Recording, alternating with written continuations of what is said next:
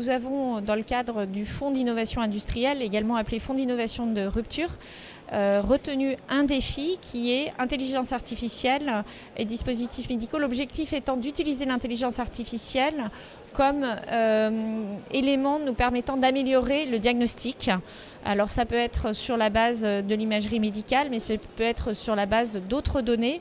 L'idée étant que nous sommes aujourd'hui dans une capacité à personnaliser les traitements, mais également à disposer d'énormément de data sur les patients qu'on peut semi-anonymiser, c'est-à-dire on peut conserver le pattern général du patient et tous les traitements, mais en revanche évidemment rendre impossible le fait de retrouver quelle est la personne. Et sur cette base-là, on a des historiques de données médicales qui sont extrêmement précieux pour améliorer les prises en charge, et les dispositifs médicaux ont un rôle à jouer dans cette démarche.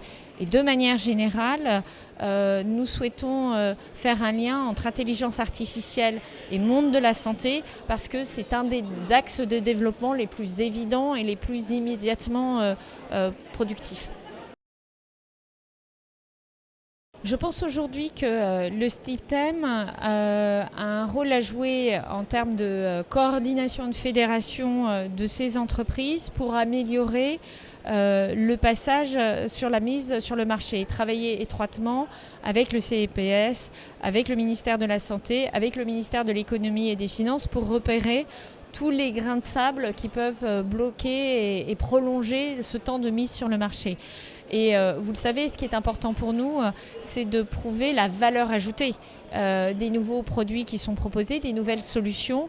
Et on est aujourd'hui sur un domaine de développement qui est très large, avec des usages qui sont également très larges. On va du pansement aux dispositifs médicaux implantables coûteux. Donc cette grande diversité des sujets rend le rôle du SNITEM plus complexe par rapport à la validation pour des molécules médicamenteuses, où on a quand même des process peut-être plus resserrés et des phases de preuve de concept plus proches, je dirais, dans les démarches, même si les pathologies soignées sont très différentes. Donc oui, le SNITEM a un rôle à jouer. Il a un rôle à jouer de facilitation pour les entreprises et d'accompagnement des entreprises. Il a un rôle à jouer envers les pouvoirs publics pour en avance de phase, nous exprimer des évolutions que nous devons faire dans notre façon de gérer ces dossiers, parce que comme le progrès et l'innovation sont très importantes, on